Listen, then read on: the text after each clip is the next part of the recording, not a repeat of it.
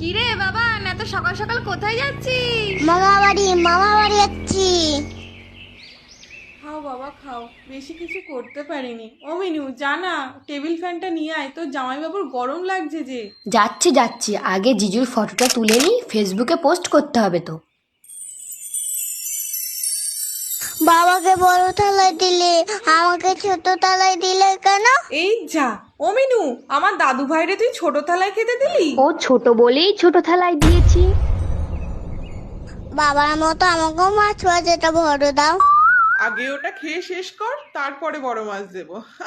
এই শুনছো, জামাই তো এখানেই বসে আছে, গিফটটা তাহলে এখানেই দিয়ে দাও। আমিও তো এখানে বসে রয়েছি, আমাকেও গিফট দাও। তাহলে তুই বিয়ে কর, তোর শ্বশুর বাড়ি থেকে অনেক গিফট পাবি।